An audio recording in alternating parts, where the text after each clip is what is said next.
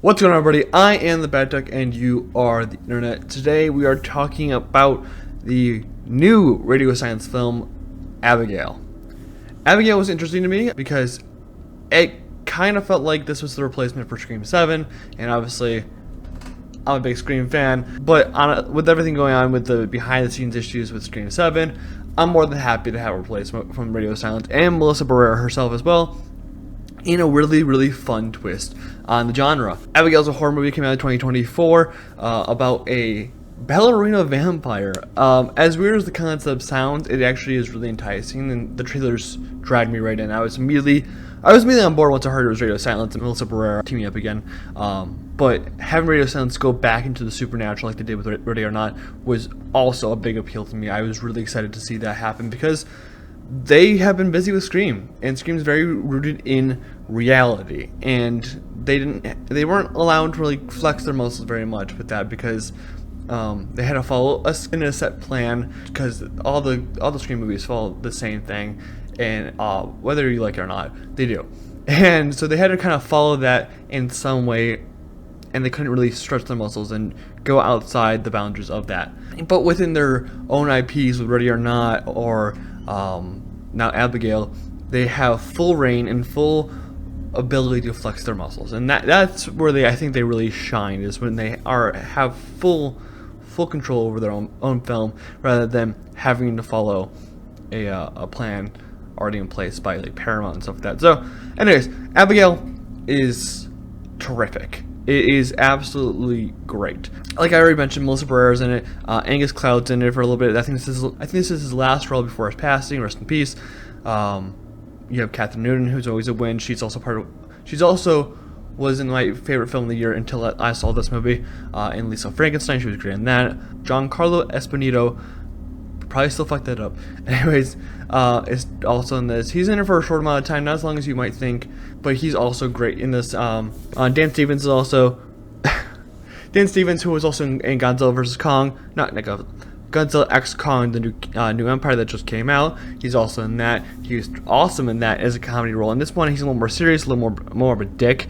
And honestly, I love seeing these actors who go from project to project, and they bounce back and forth between different characters, and they're able to show off that they have the ability to be so many different things instead of getting typecast. The story is absolutely fantastic. It's kind of your normal monster flick, but in a way it has a nice twist where the hunters are being the hunted, and then obviously the Ballet Vampire gets kidnapped, as in the trailer showed. So the hunters in that way become the hunted because they accidentally kidnapped a vampire, which I think is a hilarious concept. And honestly, this movie is very funny. A lot of people did not laugh at the jokes. I don't know why. Maybe I just had a really lame audience, but I thought it was fucking hilarious. At the same time as it's bloody and gory. At the same, they use blood and gore not how like a lot of gore films will use it, like where they just kind of slosh it on their actors. They do, but they don't. They have some reasoning, and they don't just like make it egregious. They use blood in a way where it makes sense where there's that much blood. So it's not like it's like super bloody because no fucking reason. It's bloody for a reason. But like I said, I keep going back to Melissa Barrera because honestly, she was the shining part in both the Scream movies that Radio Silence had a hand in, and honestly, she is the star here. Obviously, she's the final girl.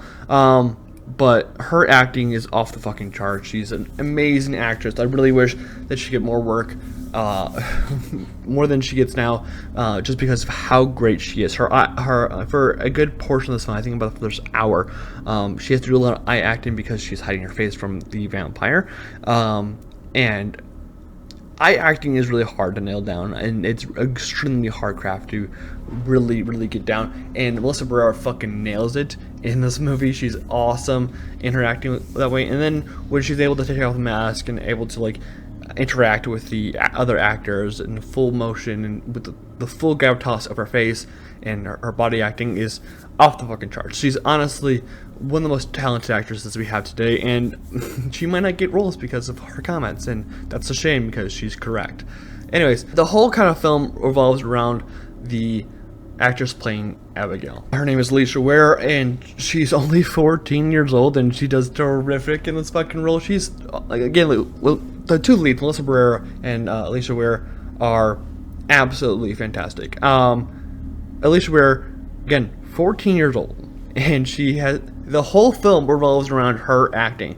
If she doesn't do her role perfectly, this whole film falls apart. It becomes this weird, like, bad comedy. It revolves all around her because she keeps this this pedal on the floor when she reveals herself as a vampire that can't really be let go unless they really want to make it a comedy. But this again, it's a horror film with comedy, and that's what I love about Scream. That's what I love about Radio Silence. They always make it a horror film and then a comedy right below it. And again, Alicia Ware has to make sure that she nails every part of the role. And again, when a multi-million-dollar budget film revolves around you and you have to nail your performance, that's a lot of pressure to put on yourself. And you know, some people would just fold under the pressure. They wouldn't be able to do it. They wouldn't be able to complete the role and handle that pressure. But this 14-year-old girl fucking nails it. She's creepy as fuck when she's in her vampire mode. She's you feel bad for her when she's acting as a human. You feel like that she's just in the worst spot possible. And honestly, you know that she's trying to trick you when she goes into that human mode.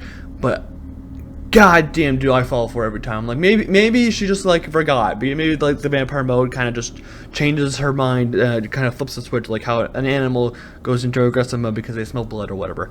And honestly, I thought that was it for a little bit, but man, she knows how to act her ass off, and I'm gonna keep it on her the rest of her career because of how damn good she did in this film. And honestly, I hope she continues to act. If she doesn't, because she's a child actor, fine by me, because you know, we've seen what people do with child actors in the past. They don't really treat them well. So anyways, those two are really the shining parts of the film, and honestly, I would just go for their acting. But that's not all the film. Again, like I said, it's a bloody good time with all the blood and guts throughout the plot. The plot's, again, a very simple concept, but awesomely done.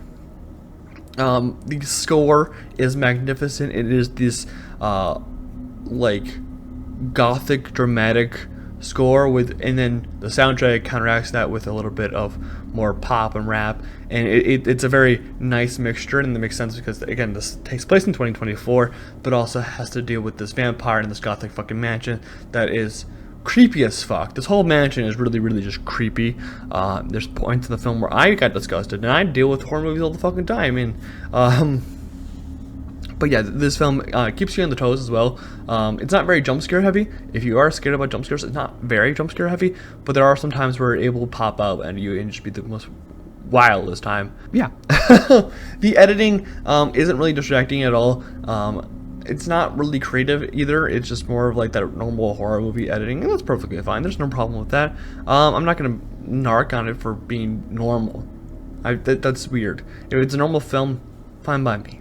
If it's a normal film by editing standards, fine by me. If it's a normal film by normal standards, I'd be like, and you could be like creative at the editing. It'd be nice to see the editing do a little bit better.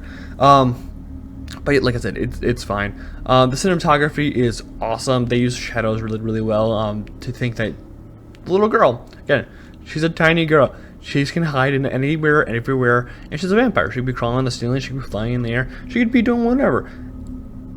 And they use it really well. They use the shadows really well to convey that message, and almost the whole house is kind of just lit in this weird darkness with a little bit of ambient lighting, whether it be the flashlights or the candles or the weird lighting they have in like the certain areas. But the house really is also a center point and kind of already a character itself with all the little neat little tricks and everything they have within it. Honestly, the twists are great in this film. There is a few twists, but my god, is it a bloody, bloody good time. And I mean that in both ways. It's very, very bloody, but at the same time, it's awesome. It's probably my top movie of the year currently so far. It's either that or Lisa Frankenstein, and that's a high praise, guy. I really did love Lisa Frankenstein. Abigail nails it out of the fucking park with everything it does, from concept to acting to cinematography. It's just an awesome time around. If you're looking for a really good time, like a good hour and a half to waste your weekend a little bit, Abigail is definitely right up the alley for you. But yeah, man, this film is so good. At the same time, it's so good that I'm having a hard time explaining exactly what I love about it, more than I just love it. And I think it's just Radio Silence. Radio Silence has this weird way of just making you fall in love with all the characters involved. The character of Joey, which is Melissa Burr's character, is very endearing at the same time as, like, it's very endearing. You really want to see her win. So it's hard to kind of nail down that character when she has a fatal flaw, and you still want to see her win, and you still want to see her get back to her family and stuff like that. So Radio Silence just has the weird way of just making you love all the characters they ever make, and I'm really happy that Radio Silence is still doing work and still kicking ass and still doing great horror movies. Yeah, but Abigail, if you liked Ready or Not, if you liked Scream 6 and 5, I think you'll enjoy this plenty. I loved it. It's great. Let me know what you guys thought about Abigail if you've seen it before. Let me know if you guys are going to go see the movie now. Now that you have a shiny endorsement by me. But that's going to be all from me for this video. Thank you guys for watching. I am the Bad Duck and you are the internet. Remember to subscribe, and I will see you guys next week. Bye-bye.